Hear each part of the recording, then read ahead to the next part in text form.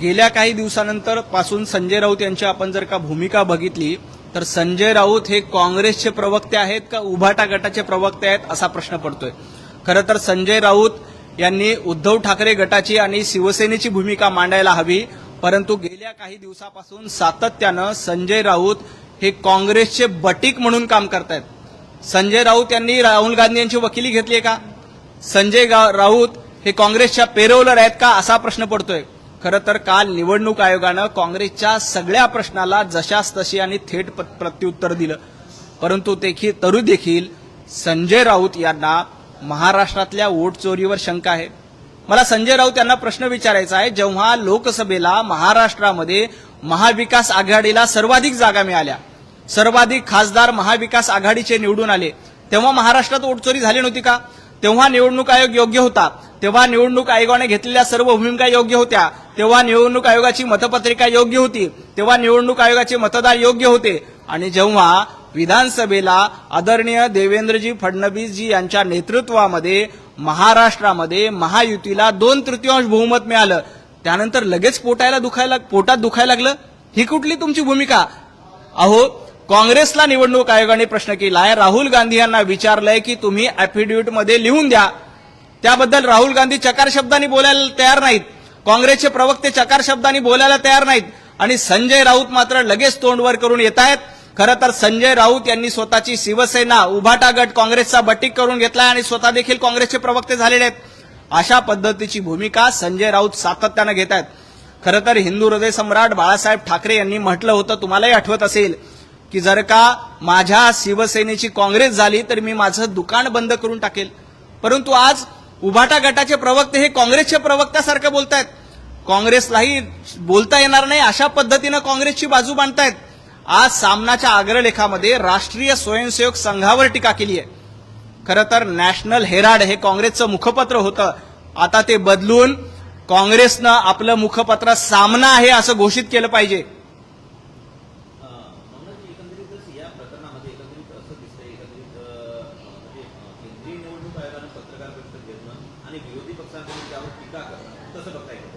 नाही, काय झालंय, निवडणूक आयोगाबद्दल प्रश्न विचारावेत याबद्दल काहीच आक्षेप नाही, पण निवडणूक आयोगाने देखील काल सांगितलं की तुम्हाला महाराष्ट्राच्या विधानसभा निवडणुकीबद्दल काही शंका होती, तुम्हाला वाटत होतं की महाराष्ट्रामध्ये वोट चोरी झाली, महाराष्ट्रामध्ये मतदार याद्यामध्ये गोंधळ झाला, असं जर का तुम्हाला वाटलं असतं तर जवळपास निवडणुकीनंतर 45 दिवसामध्ये आपल्याला एक पिटिशन दाखल करता येते, हायकोर्टामध्ये, सुप्रीम कोर्टामध्ये त्याबद्दल आवाज उठवता येते, निवडणूक आयोगामध्ये त्याबद्दल लेखी रीतसर तक्रार करता येते। राहुल गांधींनी एक तरी गोष्ट केली का हो?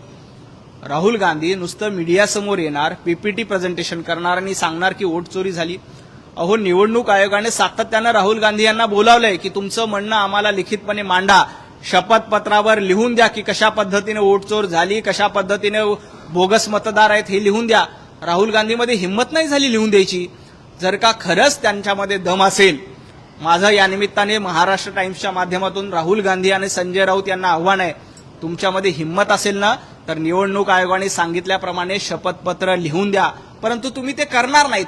फक्त मीडियासमोर यायचं, माध्यमांसमोर यायचं आणि या देशातल्या संस्थांवर टीका करायच्या, इथल्या घटनेवर अविश्वास दाखवायचा, इथल्या व्यवस्थेवर अविश्वास दाखवायचा, ही त्यांची परंपरा राहिलेली आहे। तुम्हाला आठवत असेल तर इंदिरा गांधींनी अशाच पद्धतीनं इथल्या व्यवस्थेवर प्रश्नचिन्ह उपस्थित करून आणीबाणी लावली होती, आणि राहुल गांधी देखील इंदिरा गांधींच्या पावलावर पाऊल टाकून विरोधात असताना इथल्या यंत्रणा मोडीत काढायच्या, इथल्या यंत्रणावर अविश्वास दाखवायचा आणि देशामध्ये अराजकता निर्माण करण्याचा प्रयत्न करायचा, हे राहुल गांधींचा उपक्रम आहे।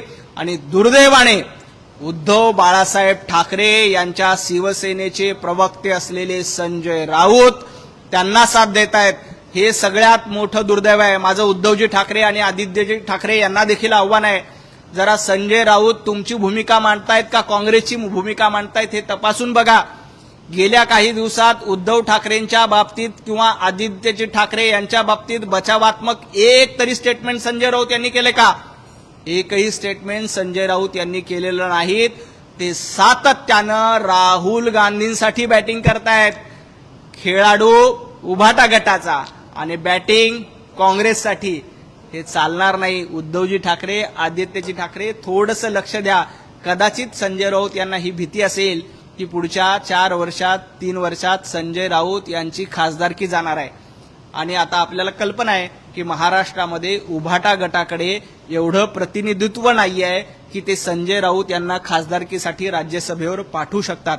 त्यामुळे आपली खासदारकी राहुल गांधी यांच्या मार्फत पुन्हा मिळावी यासाठी तर संजय राऊत यांचा हा प्रयत्न नाही ना, अशी मला फक्त शंका येते. एकदा राऊतांना विचारून बघा खरं काय ते. 2 दिवसापूर्वी तुम्ही एक आव्हान दिलं होतं, काय करणार?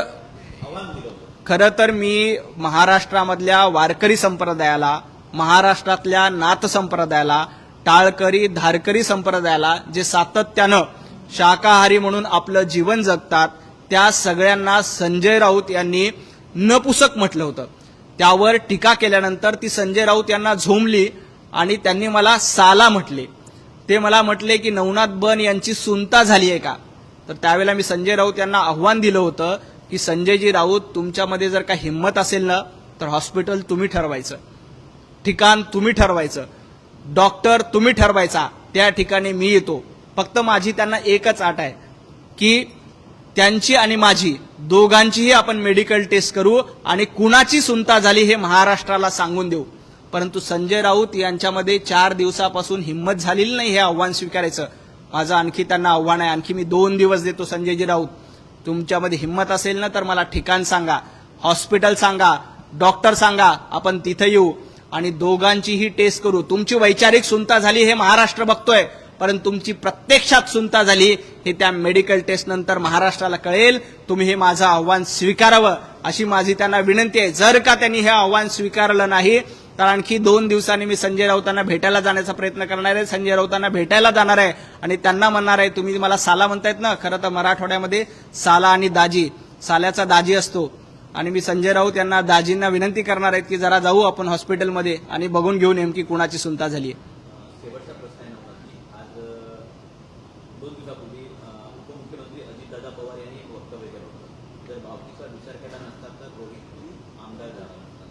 यावरून या वक्तव्याकडे कसं बघताय? आणि दुसरा प्रश्न यालाच लागतो, अशा प्रकारची वक्तव्य करून पॉलिटिकल टॉर्चरच करतायत असं सभापती राम शिंदे म्हणतात. खरं तर महायुती म्हणून आम्ही निवडणूक लढली होती विधानसभेला.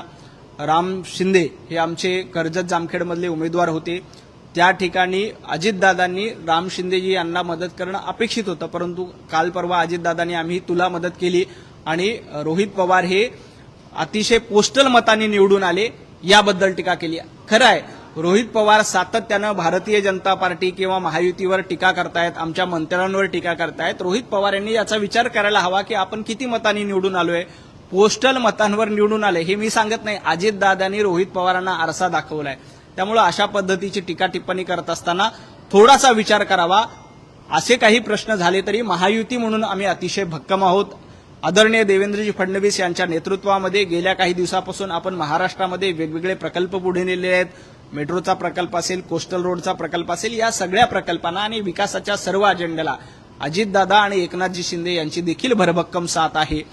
परंतु ज्या पद्धतीनं रोहित पवार ह्या महाराष्ट्रातल्या विकासाला खीळ लावण्याचा प्रयत्न करतायत, रोहित पवार सोशल मीडियाच्या माध्यमातून, समाज माध्यमातून अशा पद्धतीचे वेगवेगळे आरोप करण्याचा प्रयत्न करतायत, मला वाटलं महाराष्ट्रातली ही जनता अशा आरोपांना थारा देणार नाही.